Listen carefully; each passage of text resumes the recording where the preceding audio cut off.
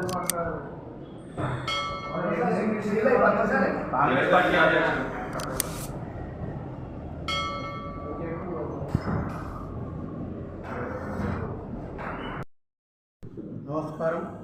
నిన్నటి రోజు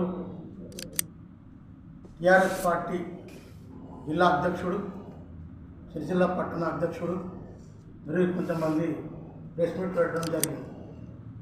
ఆ ప్రెస్ మీట్లో వాస్తవానికి ఒక మహేందర్ రెడ్డిని ముఖ్యమంత్రి తిట్టుడు తప్ప నిజాలు చెప్పడం లేదు. ఎందుకంటే గత ప్రభుత్వం బతుకమ్మ చీరల మీద 222 కోట్లు బాకీ పెట్టి పోయింది. ఆ 222 కోట్లకు 202 కోట్లు ఈ ప్రభుత్వం అప్పు కట్టింది. ఇది ఇప్పటికీ కూడా జౌళి శాఖ సిరిసిల్లనే ఉన్నది. అక్కడికి పోయి తెలియకపోతే తెలుసుకొని మాట్లాడు. ఎందుకంటే లేనిది పోంది ప్రజలను రెచ్చగొట్టుడు మానుకోవాలి. ఇంకోటి ఏంటంటే ఈ బతుకమ్మ చీరలల్లో పోషంపల్లిలో వీళ్ళు బిల్లు లేకుండా బతుకమ్మ చీరలు అక్కడ పెట్టి అవి కూడా 60 కోట్ల రూపాయలు బిల్లు చేసి ఇప్పుడు ఈ 15 రోజుల్లో 64 కోట్లు కూడా వాళ్ళకు పడతా ఉన్నాయి. మరి ఇంతగానో చేస్తే కూడా మరి ఈరోజు కూడా మీరు తెలుసుకోకుండా ఎందుకు మాట్లాడుతున్నారో మరి వాళ్ళు ఒకసారి తెలుసుకోవాలి. రెండో ముచ్చట, సిరిసిల్ల మున్సిపల్ మందులు ఉండే చాలా అభివృద్ధి అయింది. చాలా అభివృద్ధి అయిందని ఒక జిల్లా ఇది జిల్లా కేంద్రం అయింది. అంతవరకు జిల్లా కాలేదు. జిల్లా కేంద్రం ఉన్నప్పుడు జిల్లాకు సంబంధించిన కలెక్టర్ ఆఫీస్ అవసరం, మెడికల్ కాలేజీలు, ఇవన్నీ కాలేజీలు జిల్లాకు వస్తాయి కనుక అవి వచ్చినాయి. అది అభివృద్ధిలో భాగం. మనకు జిల్లా అయింది కనుక మీరు చేసిన ఘనకారం ఏం లేదు. మీరు చేసిన ఘనకారం ఏంటంటే వాగులో ఉసుక లేకుండా మీరు ఎక్కడ పడితే అక్కడ అంటే ఇంకొక ఈ జిల్లా అధ్యక్షుడు ఏమంటాడు అంటే మా బాపు కేసీఆర్ మా అన్ని కట్టిండు. అరే బాపు, మీ బాపు మీ కేసీఆర్ నీకు 2 గన్మేలను ఇచ్చాడు దోసుకోమని. 25 ఎకరాల భూమి దోసుకున్నావు. నేను తక్కువ దోసుకున్నావు. ఎక్కడిది అంత? ఇది గన్మేలు పెట్టుకొని తిరిగి ఎక్కడ పడితే అక్కడ ఎవరైనా మర్ర పడితే వాళ్ళ కేసులు పెట్టుడు, జాగ్రత్తడు. గన్మేలను ఎవరు పెట్టి ఆ గన్మేలకు కూడా హక్కు ఉన్నది. ఇలా మేమే కడుతున్నాం. మీ బాపు 7,00,000 కోట్లు అప్పు చేసిండు. మరి మీరు కొడుకులు కట్టాలి కదా. ఇప్పుడు గుంజుకున్న భూములు ఇచ్చి అమ్మి కట్టురు అప్పు. కొడుకు తండ్రి అప్పు ఎవరు కట్టరే? కొడుకులే. మరి మీరు అది కట్టరు. లేని పోని మాట్లాడుతున్నారు. మరి 700 కోట్ల అప్పు గురించి ఎందుకు మీరు మాట్లాడతలేరు? మాట్లాడలేదు కదా. మీకు తెలంగాణ మీ చేతికి ఇచ్చినప్పుడు ఎంత ఉంది? 72,000 కోట్లు ఉంటే ఇలా దాన్ని ఎంత చేసారు? 7,000 కోట్లు చేసారు. అప్పు ఎవరు కట్టాలి? మా బాపు ఇది కట్టిండు, మా బాపు అది కట్టిండు. మహేంద్ర రెడ్డి బాపు కట్టిండా? రేవంత్ రెడ్డి బాపు కట్టిండా?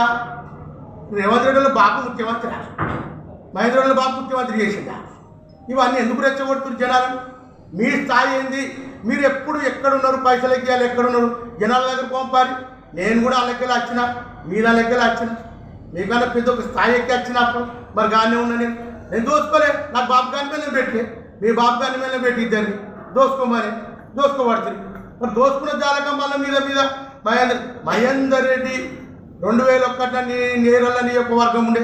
నేరల నియోజకవర్గం 2004 2001 ఎంపీటీసీ, సర్పంచులు, జడ్పీటీసీ.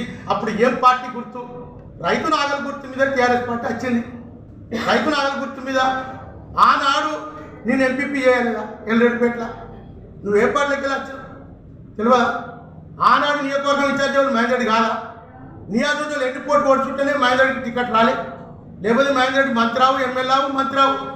అదే కాక అంతమందిని ఎంపీపీలను, జడ్పీటీసీలను అధికారం లేకుండా ఉద్యమాలల్లో ఎల్లరెడ్డిపేట జడ్పీటీసీ, ముస్తావా జడ్పీటీసీ, ఇల్లంతా కూడా జడ్పీటీసీ, ఎల్లరెడ్డిపేట జడ్పీటీసీ అందరినీ గెలిపించుకొని తను ఆయన ఒక స్థాయి ఎన్నుకుందాం అనుకుంటే 2009 మీరు చేసింది ఏంటి?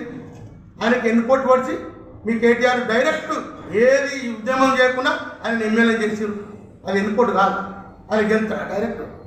అదే గెలిచేంటే 170 కోట్లతో ఆనాడు మహేంద్ర ఎన్ని కోట్లు ఆనాడు ఎంత మీరు ఖర్చు పెట్టారు మాకు తెలియదా? చేయబట్టుకొని నడిచిన మానం నుంచి ఇప్పటి వరకు ఎవరి స్థాయి ఏంది నాకు తెలియదు అనుకున్నావా? మీరేంది? మీరు ఎన్నికలు వచ్చేటప్పుడు మహేందర్ రెడ్డి లేదు మీరు ఎంపీ పైరా. ఆగన్న గారు, మహేందర్ రెడ్డి లేదు మీరు ఎంపీ పైరా. ఒకసారి గుణ మీరు చేసుకొని చెప్పు. టీఆర్ఎస్ పార్టీలో కేసీఆర్ను కలిపింది ఎవరు? మహేందర్ వచ్చిండు. అంతకుముందు ఆయన కదా 2009 దాకా నేరల నియోజకవర్గం ఇన్ఛార్జి మహేందర్ రెడ్డి కాదా? హాస్పిటల్ ఎమ్మెల్యే కాదా? మీరు ఎటు మాట్లాడుతున్నారు?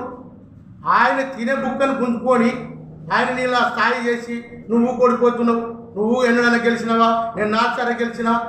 అరే ఆయన గెలిచే టైంకు తయారు చేసుకున్న వ్యక్తులను మీరు గిట్లా మాట్లాడి తప్పు కదా, కరెక్ట్ కాదు. ఇది మీరు కూడా ఆలోచన చేయాలి, ఉండమి చేసుకోవాలి. ఇవాళ ఈ పార్టీ ఉంటుంది, రేపు ఆ పార్టీ ఉంటుంది, అది కరెక్ట్ కాదు. ఎందుకంటే నీకు గన్మెన్ అయితే ఈరోజు కూడా మహేందర్ రెడ్డి గన్మెన్ లేరు.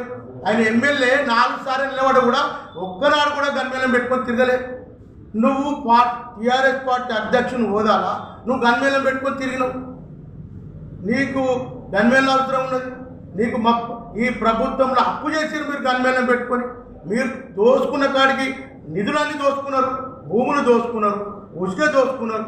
ఈ రోజు కూడా మీ పేరు మీద రిజిస్టార్లు ఉన్నాయి, జాగ్రత్త కబ్జా చేసుకున్నవి ఉన్నాయి. ఇవన్నీ తెలిసి మీరు తప్పుగా మాట్లాడి రేవంత్ రెడ్డి ఎన్నడు ముఖ్యమంత్రి వాళ్ళు అయ్యన్నాడు, ఆయన చూపిస్తావా? వాళ్ళు అయ్యే ముఖ్యమంత్రి అయితే ఆయననే కట్టు, మహిళలు అయ్యే ముఖ్యమంత్రి అయితే ఆయననే కట్టు. వాళ్ళు అయ్యే లక్ష కడతారా? ఇదేం మాట? ఒక 4 సార్లు ప్రజానాయకునివి, 4 సార్లు గెలిచినా అని చెప్తున్నావు. ఇది మాట పద్ధతి మాట. నేను ప్రజల్ని రొచ్చగొట్టే మాటలు మాట్లాడద్దు. ఎవరి స్థాయి, నా స్థాయి ఏందో నాకు తెలుసు, మీ స్థాయి మీకు తెలుసు. మీరు ఎక్కడికైనా వచ్చారు, మిమ్మల్ని టీఆర్ఎస్ పార్టీ కల్పింది ఎవరు? ఆనాడు మిమ్మల్ని కేసీఆర్ దగ్గర తీసుకెళ్ళింది మహేంద్రనే కాదు. అది మర్చిపోయేది మాట్లాడుతున్నారు. అన్నం తిన్నది మర్చిపోకుండా ఏది పడితే అది మాట్లాడకుండా ఉన్నదాన్ని ప్రజల దృష్టికి తీసుకెళ్ళి ప్రజల సమస్య ఉంటే మాట్లాడు. ఆ సమస్య మీద అందరం పోరాటం చేద్దాం, అందరికీ లాభం అవుతుంది. మీరు ప్రజల ప్రజలను పక్క పెట్టి ఈ అయ్య కట్టిండా తాత కట్టి వాళ్ళు అంత కట్టింది కాంగ్రెస్ పార్టీ కట్టింది. కాంగ్రెస్ పార్టీ ఏం కట్టలేదా? మరి కేసీఆర్ కట్టిండా అని. సరే కేసీఆర్ ఎందుకు కట్టిండు? తెలంగాణ ఉద్యోగులు ఏం మాట్లాడిండు? ఇంటికొక ఉద్యోగం అన్నాడు, మన నీళ్ళు మనకే అన్నాడు, మన నిధులు మనకే అన్నాడు. మరి ఇవన్నీ ఎవరు దోసుకపోయే? నీళ్లు రావా? నీళ్ళు అత్త కూడా తప్పేనా? తెలంగాణ ఉద్యమం చేసింది ఎందుకు అందరం? నీళ్ళ గురించి కాదా, నిధుల గురించి కాదా? ఇవన్నీ పక్కే మర్చిపోయారా మీరుగా? అంటే ఒక్కసారి ఆలోచన చేసుకొని మన ప్రజలకు ఏం మాట్లాడిపోయినాం, ఉద్యమంలో ఏం చెప్పినాం? అరే తెలంగాణ అత్తే నీళ్ళు అత్తేరా, మన నీళ్ళు ఆంధ్రలో గుంజుకపోతున్నా అని చెప్పినాం. అన్నాడు నీళ్ళు తెచ్చుకున్నాం, తప్పేమున్నది? తెలంగాణ వచ్చింది, నీళ్ళు వచ్చినాయి. ఉద్యోగాలు అన్నావు, ఇంటికో ఉద్యోగం అన్నావు, ఇంటికైతే రాలేదు. మీకు మాత్రం గన్మెన్లు వచ్చింది, మీకు మాత్రం భూములు వచ్చినాయి. ఇవాళ ఇన్ని ఎకరాల భూములు ఎందుకు ఎట్లా కబ్జా అయింది, ఎందుకు రిటర్న్ ఇస్తున్నారు ప్రభుత్వానికి? మీరు ఆలోచన చేయరు, దాని మీద మీరు మాట్లాడరు, ఇంకా ముందడికి రారు. ఎందుకంటే రేపు ప్రజాస్వామ్యంలో ఇవాళ ఈ ప్రభుత్వం, రేపు ఆ ప్రభుత్వం ఉంటుంది. రేపు ఆ జాగా కావాలంటే ఎవరికన్నా ఎలాంట జాగా ఏదైనా కట్టాలి, ఏదైనా ఇంకోటి కొత్తగా ఏదైనా వేయాలంటే జాగాలు కావాలి. ఎక్కడ జాగా అక్కడ రాసుకొని రైతు బంధు వేయించుకొని పైసలు అన్నీ మింగి అప్పులు చేసి రాష్ట్రాన్ని ఆడ వారెత్తే ఇవాళ అప్పులు కట్టడానికి ఎంత తిప్పలు పడుతున్నారు. బతుకమ్మ విషయమే మీరు ఒక సిరిసిల్లలో చూసుకుంటే 2 కోట్లు ఆలోచన చేయాలి. ఆలోచన చేయలేక మాట్లాడడం అభివృద్ధి అని చెప్పడం. అభివృద్ధి అంటే ఏందా? ప్రెస్ మీట్లో మాట్లాడినటువంటి బీఆర్ఎస్ జిల్లా లీడర్లు అట్లా మాట్లాడడం సమంజసం కాదు. ఎందుకంటే మర్యాదగా ముదాలు మీకు కోరుకుంటున్నా.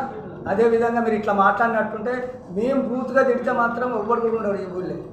కాబట్టి దయచేసి శ్రీశైలం ఎవరు కట్టింది? నువ్వు కట్టినావా? మీ కేటీఆర్ మీ బాబు కట్టినాడా? మా బాబు కట్టినట్టున్నావు అనే జిల్లా అధ్యక్షుడా, బీఆర్ఎస్ జిల్లా అధ్యక్షుడా, నీ అయ్యగట్లే నీ తాతగట్లే. మేము అక్కడ ఫౌండేషన్ చేసింది మా వైఎస్ రాజశేఖర రెడ్డి కాలంలో. సరే ఇప్పుడే మీరు కట్టింది ఒక నీళ్ళ పొట్టొస్తున్నాం. రేపు ఎవడన్నా వస్తారా? మీ అల్ల ఎవ్వడన్నా రాండి, నేనే కాళ్ళ తీసుకపోతా. అవి ఎన్ని నీళ్ళు వస్తున్నాయో, మనకు ఎన్ని నీళ్ళు, మనకు ఇక్కడ ఉన్నటువంటి సిరిసిల్ల ప్రాంతానికి కానీ ఆ చెరువు నుంచి మనకు వచ్చే శ్రీశైలం నుంచి వచ్చే ఏ నీళ్లు ఎక్కడ పోతున్నాయి, మరి అవన్నీ కూడా మరి మీకు నాతో ఎవరన్నా వస్తే నా ఖర్చే, అన్ని ఖర్చు ఉన్నాయా, తీసుకొస్తా. మీరు ఎవరు వస్తారో నాకు రేపు పొద్దుగాల మా కాశీకి చెప్పి ఆ ఫోన్ నెంబర్ ఇవ్వండి, ఫోన్ చేసి తీసుకుపోతా. మీరు ఎన్నడంటే కానీ ఇప్పుడు ప్రభుత్వంలో ఉన్నటువంటి వ్యక్తులు ఎవరైనా కానీ అది డెవలప్మెంట్ చేసేందుకు ప్రభుత్వంలో కత్తం కానీ ఉన్నకాడికి దోసుకొని తినడానికి రాదు. జిల్లా అన్నప్పుడు జిల్లాకు వచ్చే కేంద్రం నుంచి వచ్చే నిధులతోని జిల్లా హెడ్ క్వార్టరు ఎట్లయినా అక్కడ ఉన్నటువంటి వసతులు అన్నీ కల్పించేటువంటి బాధ్యత సీఎం పైన ఉంటుంది, ఇక్కడ ఉన్నటువంటి ఎమ్మెల్యే పైన ఉంటుంది. కాబట్టి మీరు ఇప్పటికి కూడా ఏంటంటే పచ్చకాంలోనికి ఊరంతా పచ్చ కనబడ్డట్టు మీరు ఇప్పటికి కూడా బీఆర్ఎస్ ప్రభుత్వంలో మీరే చేస్తున్నామంటే ఉన్నారు. అది కొద్దిగా విడిచిపెడితే బాగుంటుంది. ఎందుకంటే మీరు డెవలప్ కావాలని మీ డెవలప్ అట్లా కాదు, లంగతనం చేసి డెవలప్ కాంగ్రెస్ వాళ్ళు ఏం చెప్తున్నారు? అరే నీకు ఇచ్చేటప్పుడు 16,000 కోట్లతో నీకు అప్పచెప్పినామా? మేము 16,000 కోట్లతో నీకు అప్పచెప్పినాం ప్రభుత్వాన్ని. నువ్వు మాకు ఎంత అప్పచెప్పినావు? 70 లక్షల కోట్లతో మాకు అప్పచెప్పినావు. అంటే ఎంత తేడుంది చూడండి. మీరు చూసి మాట్లాడాలి కానీ తప్ప మీరు ఇష్టం వచ్చినట్టు అవాకులు చెవాకులు వేస్తే మరి నేను ఒక్కనే చెప్తున్నా. నేను ఎస్ఎస్ఎల్ జిల్లా అధ్యక్షునిగా నేను మీ అందరికీ డిమాండ్ చేస్తున్నా, మీరు ఎవరైనా దమ్మున్నోళ్ళు రాక మాట్లాడదాం. మీరు అది మీ సొంతం చేసేదా? ఇప్పుడు మేము మా కాంగ్రెస్ ప్రభుత్వం ఎన్నో ఏళ్ళ మాది 100 చిల్లర ఉన్నటువంటి మా కాంగ్రెస్ ప్రభుత్వం చేసింది అన్నీ మేమే చేసినాం. మీరు దానికి పూత పెట్టడో లేకుంటే అది చేసుడో తప్ప మేము చేసినాం అని అనేందుకు బుద్ధి ఉండాలి. మీ అందరికీ బుద్ధి జ్ఞానం ఉండాలి. చదువుకున్నారు మీరు అందరూ కూడా చదువుకున్నటువంటి వ్యక్తులు.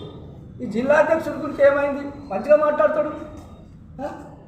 అధ్యక్ష మీరు ఇప్పటికి కూడా మేమే ప్రభుత్వం ఉన్నటువంటి ఫీల్ అవుతున్నారు కాబట్టి కట్టినాన్ని మేమే కట్టినాము, ఎక్కడ కూడా కట్టే ఇది కూడా మేమే శంకుస్థాపన చేసిపోతే దానికి మీరు డెవలప్ చేసారు. సరే ఓకే, మేము కాదట్లేదు.